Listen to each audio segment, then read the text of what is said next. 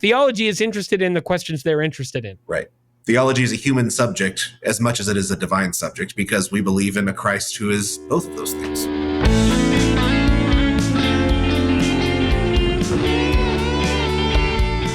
Welcome to the Making Every Class Catholic podcast. I'm Dr. Brett Sockel. This podcast and community are all about equipping Catholic educators like you to approach every subject area and your entire vocation as a teacher through the lens of our Catholic faith. Each month, I sit down with inspiring guests, and together, we'll explore how every classroom can become a place of faith, truth, and beauty. Thank you so much for being here. Don't forget to subscribe so you never miss an episode. And if you know a fellow Catholic teacher, share this podcast with them. Let's build this community together.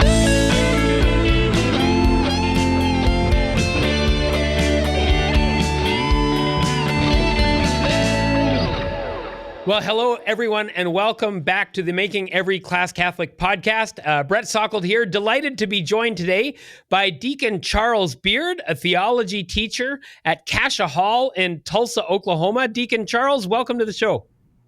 Thanks for having me, Brett. It's great to be here. So one of the things that I've been pressed on, I wrote this book, Making Every Class Catholic, Educating for Eternity, a Teacher's Companion for Making Every Class Catholic. And at the end of the book, part 2 is subject-specific chapters. There's a chapter on math and a chapter on science, a chapter on literature and language arts. There's no chapter on theology. Right. And so people ask me, a young teacher recently said, I loved your book and I was looking for the because I'm going to teach theology this year, first year teacher, and there's no chapter on theology. And I said, well, I'm going to record a podcast for you. So people push back on me. How come there's no chapter on theology? And the easy answer is like, well, I'm trying to help people think about their subject from a Catholic point of view, which if you're a math or a literature teacher, maybe no one has ever helped you do that. And I just was presuming that the theology teachers were already thinking about their subject area from a Catholic point of view, or we can kind of close up shop. Anyway. Yeah, right. But since I made that decision, I have had this conversation with a few people at different times, and I've thought, no, there is things I would want to say about this. And then I met you, Deacon Charles, at Notre Dame at a couple of conferences, and then saw you when I was coming through Tulsa, and some of the conversations we had made me think that you would be someone whose brain I would like to pick about this idea of teaching theology from a Catholic point of view. Right. And so we got a couple different angles that we're going to take here. But maybe why don't we start by you telling us, when you start teaching a theology class, what do you tell the students you're doing? What are they doing when they're studying theology? So, sure. So to kind of set the scene at our school, we live in Oklahoma, which statewide is about 3% Catholic.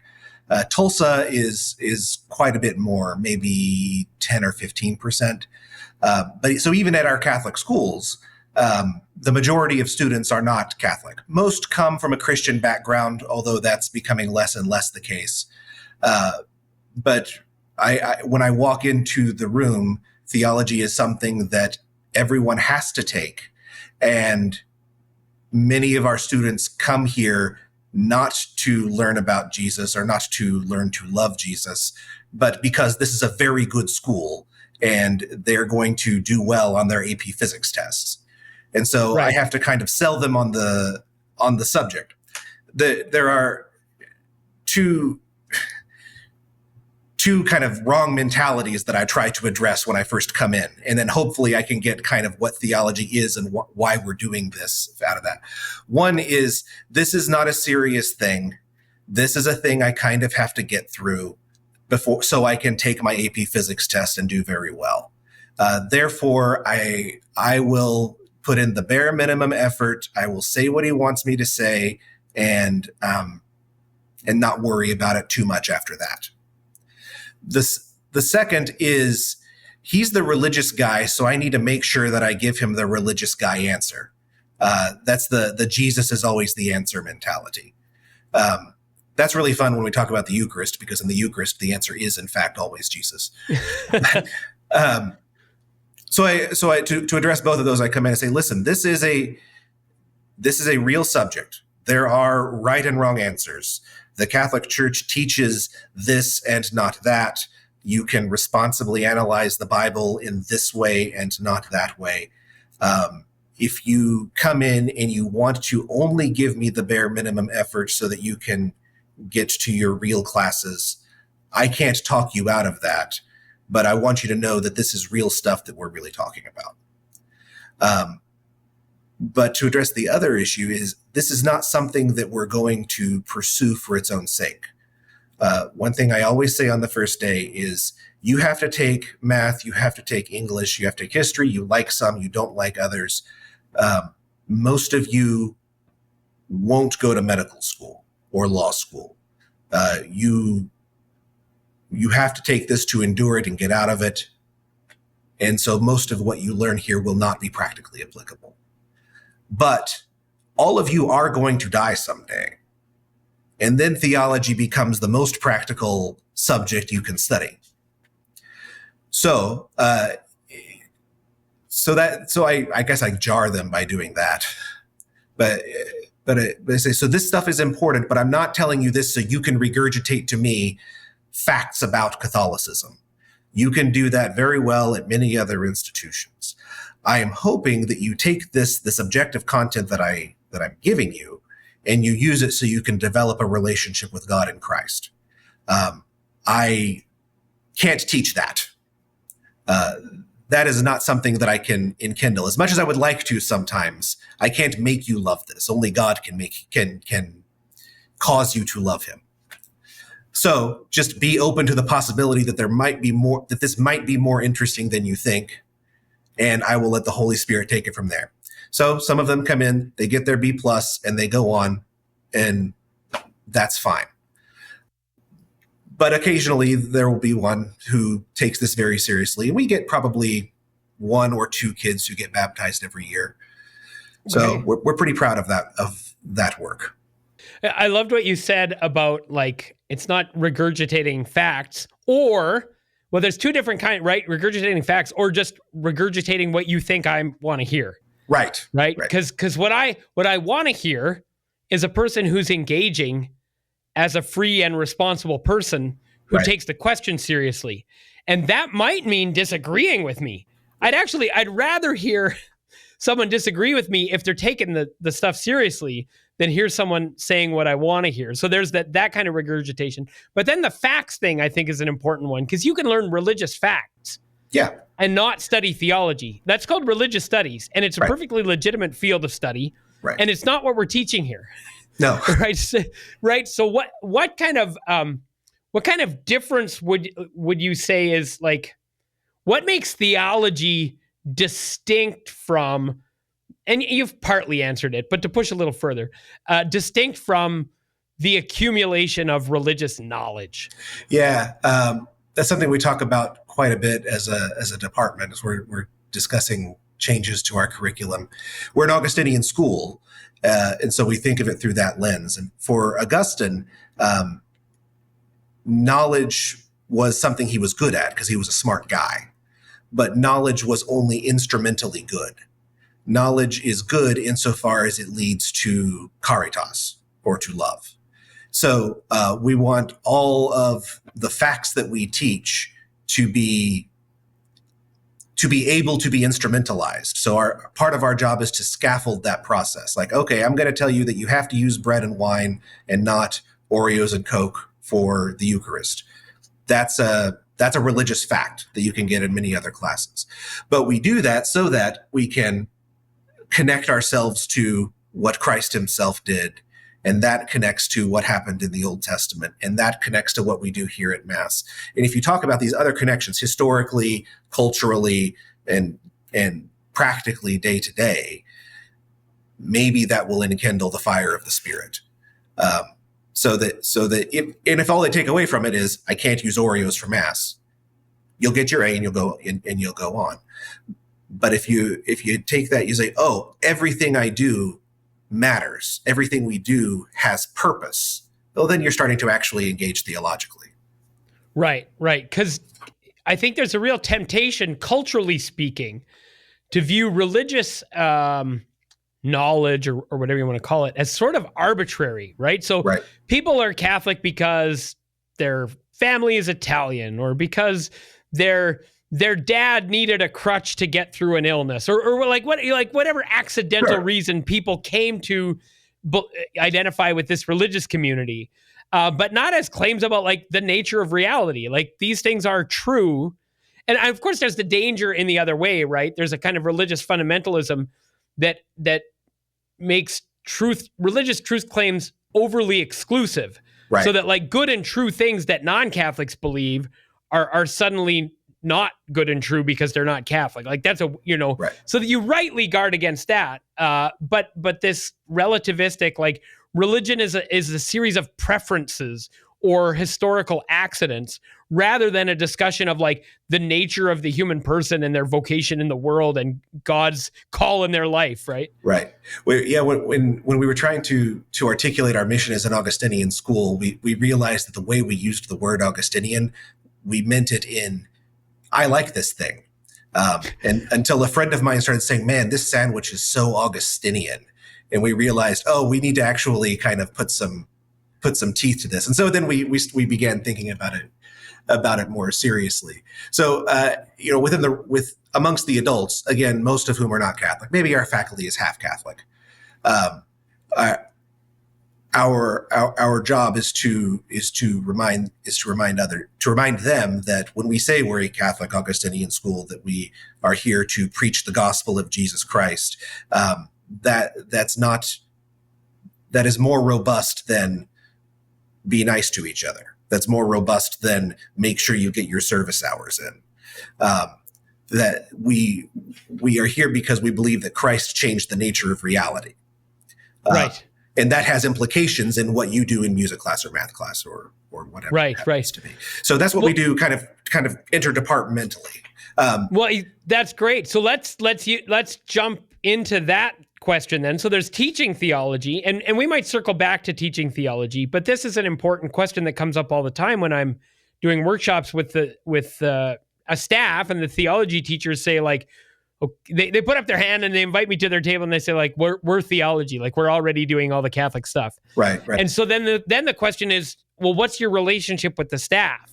If the math teachers and the science teachers and the literature teachers are trying to figure out how to approach their subject from a Catholic point of view, how can the theology teachers and the theology faculty be a support for them?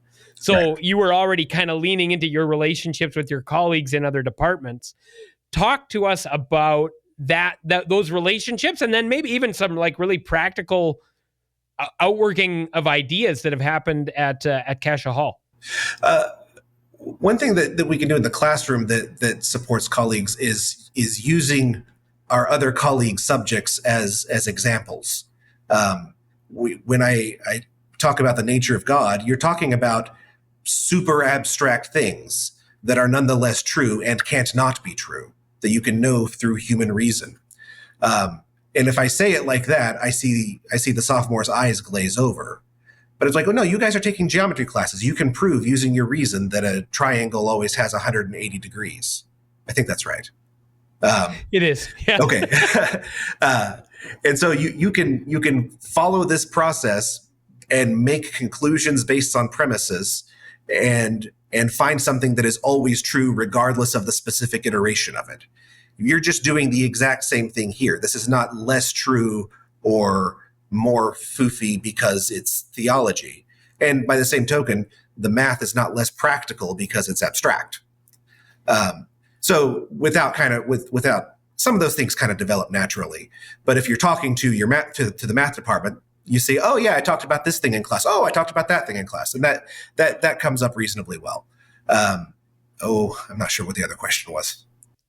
Well, let me riff on the math thing for a second, and maybe it'll come back to you. I mean, I love the idea of drawing the analogy between the method in geometry and the method in what we might call at least natural theology, right? The part of theology you do before you get to revelation, right? Where it's human reason working on what's observable in the universe, right?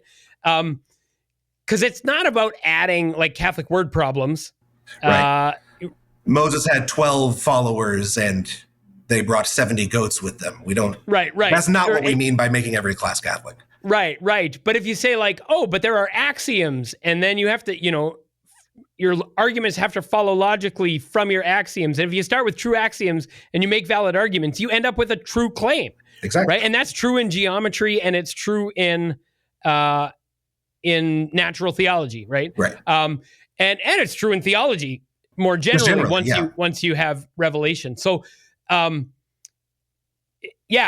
for our fellow faculty to see that connection, but then also for the students to see that there's a certain pattern of the human mind engaging with reality, right? That has analogies across different disciplines, and theology is not a different kind of thing in that sense, where it's like arbitrary things that people like to believe for personal reasons, right? Which is how we often think about it in a broader culture. So I love that connection with math.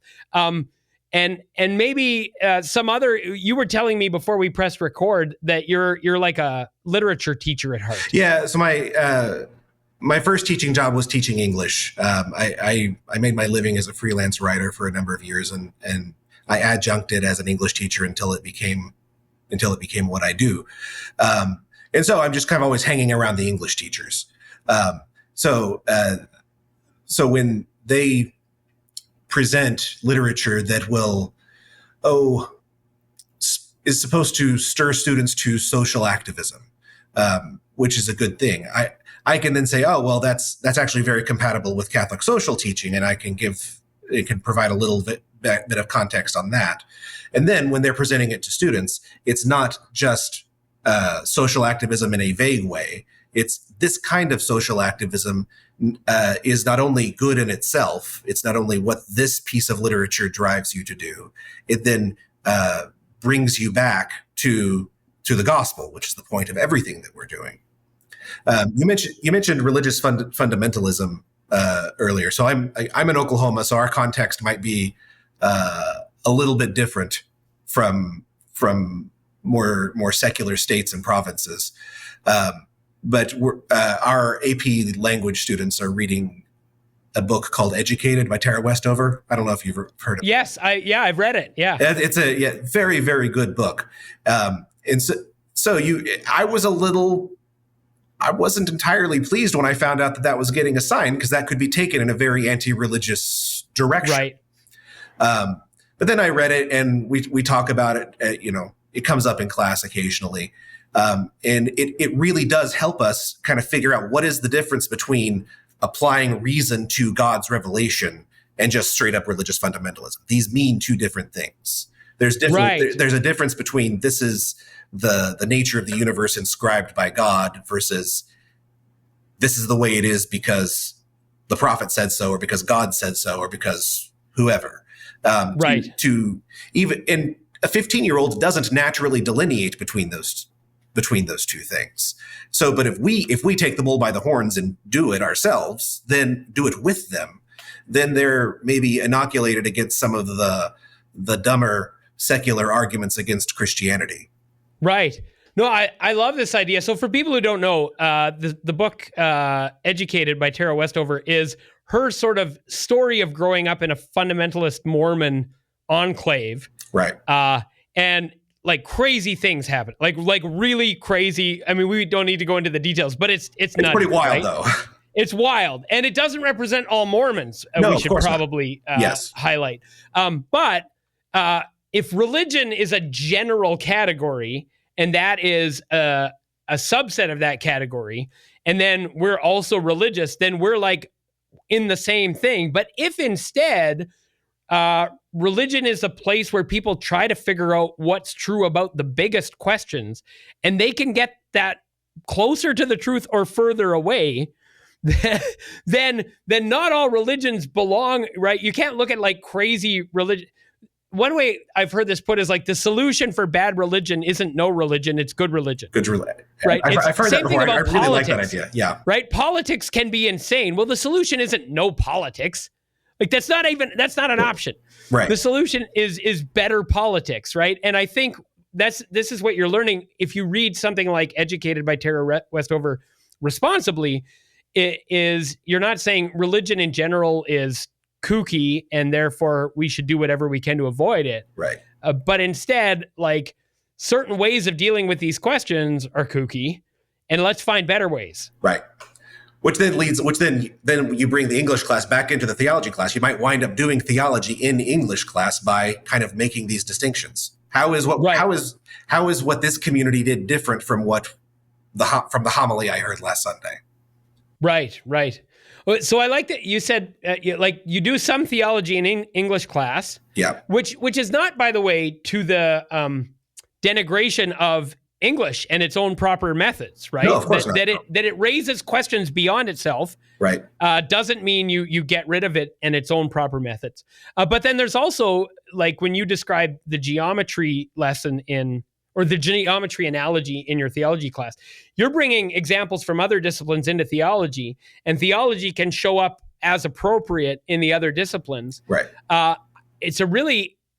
That's a kind of ideal setup, as long as everyone is still answering the questions that are proper to their own sphere and method. Right. Showing how these things fit is actually really healthy, because the degree, there's something artificial about the way we chop up subjects, right? It's necessary for a certain, for logistical reasons and whatever. It makes sense to approach different things, but you don't approach the world as if, like, this question is a literary question and this question is a theology question and this question is a social studies question. Right. Like, no, you have human questions, and all these different things are lenses to help you think about the world and your relationship to it.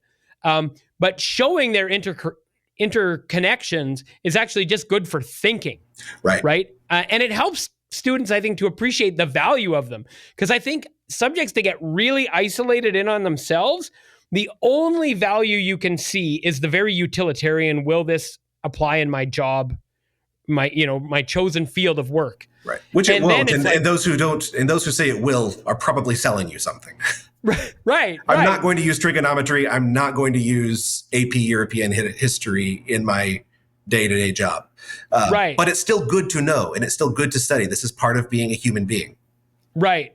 And the natural connections across the things helps you see all of what you're learning within a wider context, where you can ask bigger questions about yourself and your place in the world and what things mean and what's true, instead of, like, will this be on the test and will I need this to get a job? Right. It's an impoverished version of education. I will say our as an Augustinian school, one of Augustine's charisms was community. And the administration does a good job of making sure that we all kind of naturally have space to talk to each other. And as a result, the faculty is all on the same page as far as what you just described goes. Maybe eventually we'll get it into the students' heads. The students are still very much in my 5th hour test, my 6th hour paper, but that's probably the nature of the beast. Right. Well, I mean, it's great when the faculty is on the same page with that and working to develop language to help articulate it, so that students, and I would also add parents to that list, yes. Right? Students and parents to have a broader vision of what we're doing in education, right? We're forming human beings. Right. We're not forming automatons or cogs in a machine or that sort of thing, right? Tell me a little bit. You mentioned the mixed audience, right? Yeah. So you're teaching theology to a group that is, Catholics are in the minority. Correct. So and even when Catholics are in the majority, that doesn't mean that they all agree with church teaching on everything anyways. So even people who are nominally Catholic, there will be a mixed bag in terms of commitment to the teaching of the church, right? But tell me about teaching theology, right? So if we're right that it's like making a proposal about the nature of creation and God and the human person, rather than a set of religious facts, you're making a proposal to a group of people who have a pretty wide variety of commitments, some of which are pretty implicit. Like, they may not have even thought through what their religious commitments are, right? Right. How do you think about teaching theology? Because I think that's the context for a lot of Catholic theology teachers, is you're dealing with people who are really a mixed bag in terms of what they're committed to. How do you make that proposal to that community? Yeah, the hardest part, I think, is making sure everyone's on the same page in terms of just the grammar of theology, or really the grammar of religion. I know different schools do it differently. For us, there are not multiple tracks of theology. Everyone takes the same theology classes, and so I will. So I go into a room and there's one kid who's not Catholic, but has gone to Catholic school all his life and kind of knows the lingo. One kid who's a very devout from a very devout family, one from a non-practicing family, the Protestant girl who knows the Bible better than I do, and a kid who has heard that Jesus is a thing, but not really anything past that. And so you should, to get everyone on the same page, I just assume no background knowledge. I spend a lot of time just saying, okay, these are the vocab words that we're going to be talking about. We're going to be using them over and over again, and I drill them on just the grammar of what it is that we're talking about.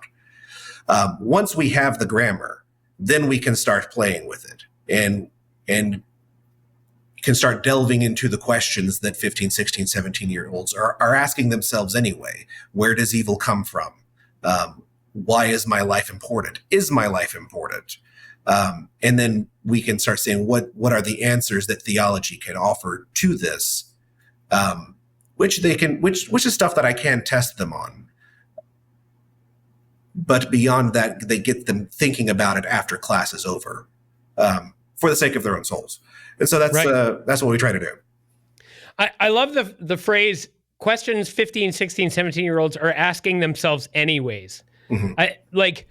To discover that the biggest questions you have aren't actually going to be answered in your geometry class or your physics class, right? Theology is actually the place where you ask those questions. Now, to some degree, they're going to show up in other classes too. I don't mean to denigrate that, right? I mean, a good book that you study in a literature class should be opening some of those doors, right? Right. But this is where we do it very explicitly. This is the subject matter here, is the big stuff that you're asking about if you want to make sense of yourself in the world. I love that framing of it. Do you have any stories or ideas from that framing where kids come in thinking this is religious knowledge that I need to check a box, and then they get oh, the problem of evil, or whatever it's going to be in your example, is fascinating, and I want to think about that, you know?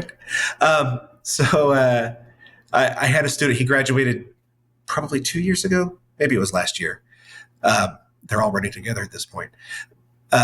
Nice kid, lazy student. It was like pulling teeth to get this kid to turn in anything. But in class, we would be talking about something theoretically unrelated. We would be talking about, I don't know, the Pentateuch and German higher criticism. And he would say, okay, but how do I know that God is real? And suddenly regular class is over because now we're talking about epistemology and how can we be certain that how do I know that God loves me? And that's, even if I believe this, it's hard to kind of say it in two sentences and then get back to the real work. So I had to make a shift for this student and for those like him. There aren't many, but there are more than you think, that this is the real work. And I can tell stories from scripture that that can provide examples or put meat on the bones to questions like this. Our 11th graders spend a semester reading the Confessions of St. Augustine. And I'm teaching it for the first time this semester. And I didn't really know kind of how to approach it. So I just made the kids ask the question. I had them, all right, get in groups and write down what are 5 or 6 questions that you guys are asking anyway. You guys are up too late at night. You're being too silly. And then suddenly somebody gets real philosophical. What is it that you're talking about? They came up with wonderful questions about the problem of evil, about conformity, about the importance of being. And that's the stuff that is addressed in the Confessions, and we can kind of look at it through the lens of this book that we have to get through together. And and then maybe they'll get some answers that bear fruit later. Right. I'm enamored of this this basic framing of like the questions you were asking anyway, or would be if you were paying attention. Right. Well, sometimes the ones that aren't paying attention. I learned that from this kind of lazy student. This kid, God only knows what he got up to on the weekends, but if you remember high school, there was always that one friend who smoked a little too much, but wound up asking really great questions. That kid is my audience. Right. And if I can reach that kid with the gospel, then the kid who's just trying to get through it will glean something as well. Right. Well, there's something about helping students find their own internal motivation. Right. Because very often when you have that student, he's someone who's not sold on this whole program, not just theology, but like, what are we doing in school? Right. Right. The idea that he was there to get a great mark in the AP physics exam, that didn't motivate him. Right. Right. So he actually, like, I think he's given us a worthy challenge. This guy who's actually like not all that tuned in for all this stuff that's supposed to have utility. Right. But then when like, how do I actually know God loves me? And he's going to interrupt class to raise his hand about that. Right. He's asking you that question, but he's also asking you another question, which is something like, give me something meaningful for why we're doing anything at all. Like, let's spend our time on the big stuff. And so I loved what you said about like, well, then class is over because this takes center stage, and also getting them to see that this is the real work, right? The reason we're talking about German higher criticism or whatever it is because these questions matter. And German higher criticism is instrumental to those questions. Right. Rather than, as you put earlier, having some value in itself that, the kids don't need to know that. But if it can give them clarity on the things that will give you a crisis if you stop and pay attention to your life in the world, right? Then it's worth something. Yeah. And so that's, when I was hired, they were very explicit in telling me that this is, if you want to just kind of talk about life for a while, you would have space to do that. We kind of expect that to happen occasionally. I would hope that other theology teachers in other schools aren't so devoted to the curriculum that they don't do that when necessary and appropriate. The great freedom we have as theology teachers in the United States, and I don't know about Canada, but there's no theology curriculum that we have to do because the state says so. Right. We can just kind of go at our own pace. And if we don't get through the whole Old Testament, well, that's all right. At least we got really interested in Exodus, and we talked about that for a month, and that's all right. That's okay. Right. One of the things I've seen in a few places is like do less content. Like read fewer books and read them more deeply. Right. Do less algebra.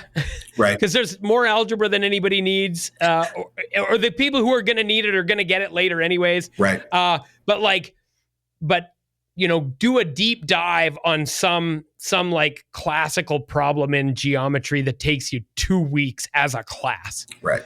I in my geometry, I did Euclidean geometry in university, and we did this problem called Apollonius's circles, I think it was called.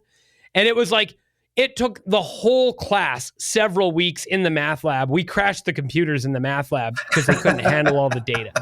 And it was like the most fun you ever had doing geometry, right. And I think if a class is asking big questions when they're reading Exodus, so a theology teacher spends more time on Exodus, like that's the job. Right. That like the goal was not, because, and here's the background, because there's already more content than you could reasonably cover anyways. Right. So you don't have to stress about covering all the content because you never could. It was always going to be some tiny subset of good content. So make sure what you're picking is good. Sure. And then like, if it's leading to the big questions for the students, that's a sign that it's working. Right. That's not a distraction from the task. That was the task, or should have been, right? Yeah. At our school, we talk about every class needs to have essential questions, and maybe the essential question is a unit. Maybe it's just something you have in the back of your head. Maybe the teacher provides them. Maybe ideally, the students would come up with them. But you need to have kind of guiding questions for the course. And rather than covering 15 topics, make sure that you're asking 2 or 3 questions over the course of the semester or the year and see how well you can answer those. And then, right. So, and they did not talk about that in terms of theology. I think theology kind of weirds them out as a subject, so they leave us alone. They were trying to apply this to the English class and the history class and the math class. Right. But it works very well for us as well. Right. In a certain sense, even more so, because it's like theology is the essential questions. Exactly. Almost in a certain sense, when you're doing essential questions in other classes, is when the implicit theology is showing up. Right. And actually, I would recommend that if you're at a school where you do essential questions and you're trying to think about approaching the other subjects from a Catholic point of view, look at the essential questions themselves and see if those are actually a bridge to theological questions. Yeah, there's a great fertile ground for cross-curricular projects and things of that nature that could come up just from doing that. I want to ask you one more thing before we had an idea for like something we're going to riff on as we get to the end. We're just going to experiment. But before we do, I want to ask you one more question. Okay. Because I had theology teachers once put up their hand and invite me over. And the way they phrased it was so memorable that I know exactly how they asked the question. And so I'm curious to hear your answer. They said, we want to help, meaning help the rest of the faculty, but we don't want to be perceived as the brown shirts. So I would love to hear your thoughts on like, you're the theological expert. You're responsible in some way, not exclusively, but in some unique way for the Catholic identity of the school, all this kind of stuff, right? How do you build the trust among your colleagues? How do you build those relationships so that they're actually interested in hearing what you have to say instead of like, oh, Deacon Charles is coming to sit at our lunch table again. I bet he's going to try make us, or whatever. Right. The boring answer is to be interested in things other than your subjects. I am very unlikely to talk to anybody about sports, but my colleagues who do talk about sports have a great relationship with their colleagues, having nothing to do with work or theology. And then that builds in some social capital for when you have to have a conversation about Catholic identity or something like that. I think for me, what I try to do is I try to be praying well enough that when I say something that might rub somebody the wrong way, that it is both actually coming and perceived as coming from a place of prayer rather than ideology. Right. Or ego, or, Lord, I mean, there's enough of that. I have enough of that. I hopefully I don't impart that. But I think for us as a religious order school, we can talk about our patron saint or our order's charism a little bit more directly. And I learned this. I learned this from a very, very non-Catholic colleague who came to a Catholic school and didn't really. It had all sorts of ideas, but we didn't talk about Jesus initially. We were talking about Augustine because that's just kind of the jumping off point. And so when we talked about Augustine, that led her to be open to talking about Jesus. Because initially we're not talking about Jesus. We're talking about Augustine talking about Jesus. And it was a way of easing the conversation without raising hackles or without it being seen as political. Because it wasn't. Like for us, it's authentic, but it can be heard as political if you come in too strong, too fast. So talking about patron saints, religious order charisms, history of the school, while not being afraid of the central truth of the gospel, can really help more difficult conversations. Right, right. I think we were talking before we pressed record about like you're from a school with a clear charism and a history, and several schools are, but maybe the majority are not. Right. That tends to be tied to a religious order that founded a school. That's the most common. I mentioned I've encountered schools that say, well, we don't have that charism of a founder and a religious order, but we do have a patron. So let's learn about our patron, right? We're named for Saint Rita in your case, or Saint Brendan. I was just at Saint Brendan's in Miami, or, you might think about that.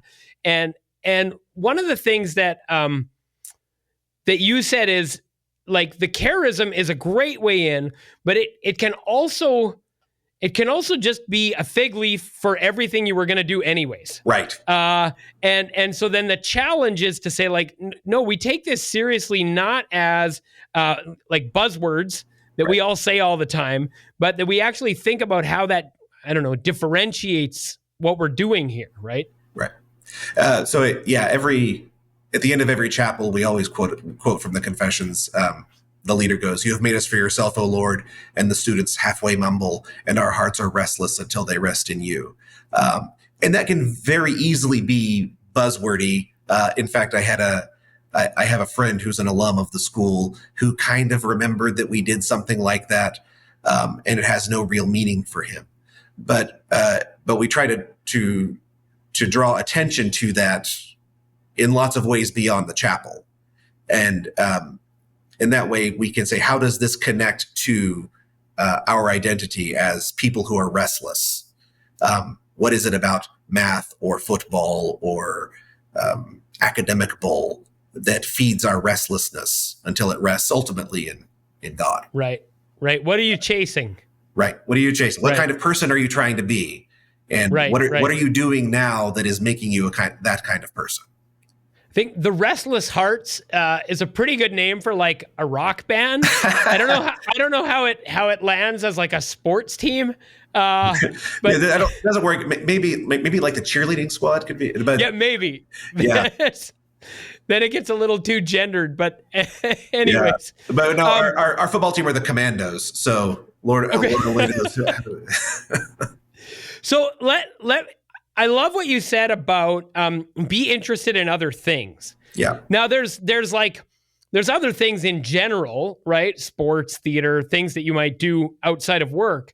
But then there's things that like I'm interested, as in your case, right? I'm a theology teacher who's interested in literature and in teaching literature. So I'm interested in what you're a professional at. Like you're a professional math teacher, you're a professional football coach, you're a professional chem teacher, Spanish teacher. And I think that's interesting. Yeah. Right. I think one of the trying to get people interested in what you're interested in is a hard go. Being interested in what other people are interested in is much easier. They're very happy to tell you. Right. And is likely to generate conversations, circumstances, and whatever, where the thing that you're interested in and the thing that they're interested in are going to see some point of connection. Right. Exactly. Right? And so instead of like fishing for like, come on, you guys, be more interested in theology. Right. Be interested in whatever, literature, sports, which leads to this idea that I wanted to bounce off you. And I gave you the little preview before we hit record. So I had this idea and I want to think through it with an actual theology teacher to see what it would look like. And the idea is something like, for an assignment in theology class, you invite the students to write a theology of X. And X is whatever they love. They love playing chess. They love basketball. They love making music. They love, the guitar. Like music, you could do music, but you could do very specific, like a theology of the guitar or something. Mm-hmm.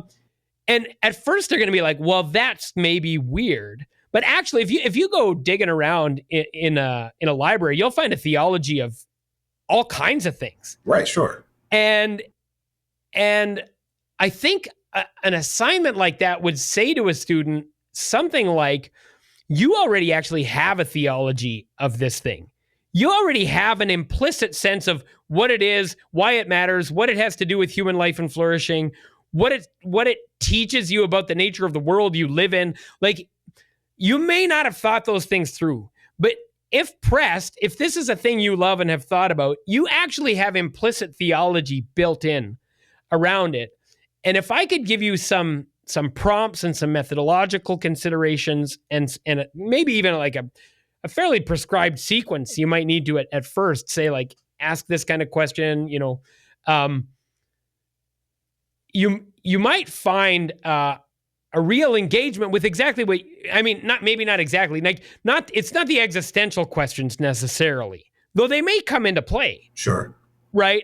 But the kind of thing that you're thinking about, theology actually has something to say that probably makes the thing that you love already even more interesting. So I'm curious, and you said you had something that might be a little bit connected or kind of analogous, but tell me how that idea strikes you or how you might do it. So I after we talked about it earlier, I thought of a student who wrote a thesis paper his senior year, comparing going to church when you don't feel like it to practicing when you don't feel like it.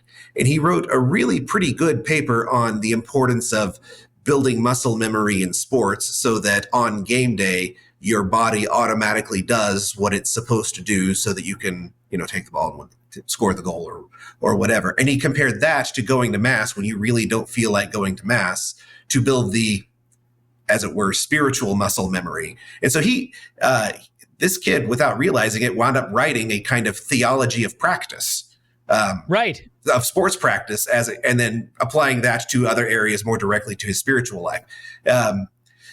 That's one kid. The assignment that I've done for the last few years of my sacraments class is I try to get the students to think about symbols, what symbols signify, and all of the ways outside churchy stuff that God speaks to us in symbolic ways. So I have a paper where they're supposed to find a way that God speaks to them non-religiously in what is how I say it. But I like your way of saying it, the theology of X, a lot better, where they can, instead of trying to find, I get lots of papers about sunsets and that sort of stuff. And certainly that's a way people encounter God.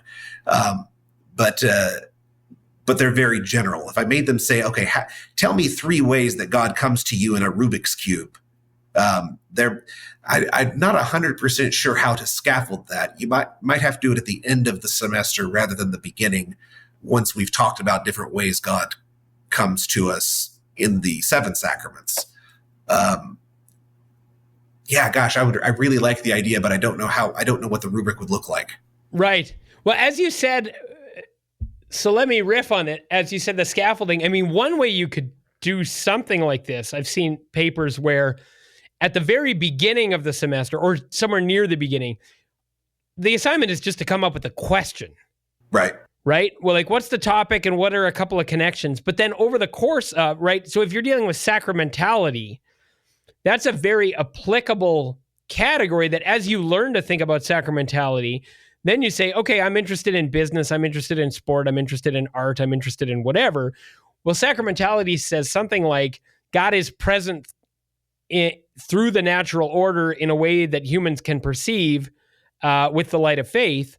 And so we might, and then God will take particular advantage of that part of created order and that human capacity that God gave us to give us something like the sacraments very explicitly, but he's operating more subtly through the same basic capacities because we're still the same kind of creature. Right. When he reveals himself to us in a newborn baby, in a loving relationship, in the beauty of a sunset, in a great victory on the sports field, whatever the thing is that gives you some glimpse of transcendence through the immanent, right? Mm-hmm. If that's the pattern, well, then you develop. Okay, so I decided on the second week of class that I wanted to think about basketball, but now I have more categories, more hooks to hang my connections on. Right. And then so instead of the joy, I see God in the joy of victory. Like maybe you also see God in the agony of defeat, because God comes to us in those ways too. Right. Yeah. Right. Yeah. So you give them, if you have weeks or months for the connections to be made, and you introduce prompts along the way, right? Then by the end of the semester, you might get some really neat. Yeah, I think I'm gonna. I'll email it. I'll email it to you once I come up with it. I think this might become a big project for a class next semester. A kind of a capstone at the end of a. Yeah. I'd love to hear what they come up with, because I have this intuitive sense that it could work well, but I haven't fleshed it all out. Right, you're right, and I think that it could give them a way to more explicitly articulate the ways that God comes to us, rather than a peaceful moment that we all kind of like anyway, which is kind of the default. To be fair, that's the default for me too, but maybe. You also, one of the prompts is to invite them to watch for something in their other classes, because there's a decent chance that the thing they pick is actually related to art or phys ed or business or science, or like something else they actually find interesting. Right. So then maybe some of the prompts along the way are to watch for the things we know about this thing from the perspective of the proper methodology of the different disciplines that are operating in the natural order, that aren't yet asking the big picture questions, but that give us data with which the big picture questions work, right? Yeah. So that could be a neat way. And then that, I think going back to the idea with your colleagues, right? If your colleagues are like, why is my kid asking me deep questions about basketball? Right? If he's, if the basketball coach, right? Well, because basketball is actually really interesting. Right. And we're thinking about it in large scope, right. So that might be a way of doing what you said, which is like being interested in other things but in a different key. You're like teaching your students that interest in other things is not separate from the big questions, but can be explored through those lenses, right? Truth is one, as Augustine says. All truths come back to the big truth, which is God. I'm so glad you said that, because I'm not familiar with that quote from Augustine, but I have said that one reason why analogies across disciplines work, right? The reason you could make the point you made about geometry, and its analogy with philosophical method in thinking about whether God exists, is because truth is one. Right. If truth isn't one, analogies don't work. Right. Because analogies presume some continuity across disciplines throughout the created order, right? And so, so if truth is one, then that's a great foundation for Catholic academic integration. Right. Because all the things are going to point finally in the same direction. And getting a kid to write a paper about the theology of chess is thinking about God, because in the end, thinking about anything all the way down is thinking about God. Right? That's true. And that might be a neat way to frame the assignment, right? It might be like the truth is one assignment. Hang on. I got to write that down, Brett. Okay. Okay, this is a little risky to take an undeveloped idea and just throw it out there, live on camera. But I think it was fun, and maybe there's some stuff there for you, but hopefully for our listeners too. There may be people making other connections right now that we're not doing because we just threw open the question. Right. If you are thinking of doing an assignment, whatever you want to call it, what was it? Reality is one, or truth is one. Truth is one. Truth is one assignment, or the theology of X assignment, or whatever it ends up being in your context. We would love to hear how that goes, because it might be a neat way of doing the, asking the questions they're interested in. Theology is interested in the questions they're interested in. Right. Theology is a human subject as much as it is a divine subject, because we believe in a Christ who is both of those things. Right. Yeah. Beautiful. Deacon Charles, it was great to have you on the show. Likewise, great to be here. Thank you so much. You are most welcome, and I hope we see you again before too long. I hope so. And to all our listeners, thank you so much for joining us again. You can check out past episodes of the Making Every Class Catholic podcast. Don't be shy about sharing these with your friends and colleagues and letting the algorithm know that we're out here and trying to do this good work. Thanks for joining us. God bless you.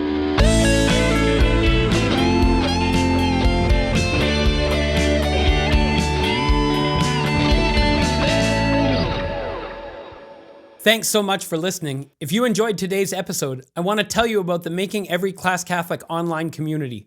There you'll have access to regular live interactions with me and with plenty of great presenters and presentations, workshops, and Q&A, as well as to a network of committed Catholic educators and a growing library of resources. And be sure to subscribe, leave a review, and most important of all, share this with a fellow Catholic educator. We've got more exciting guests lined up in the months to come. You won't want to miss them. Until then, God bless you in your work, making every class Catholic.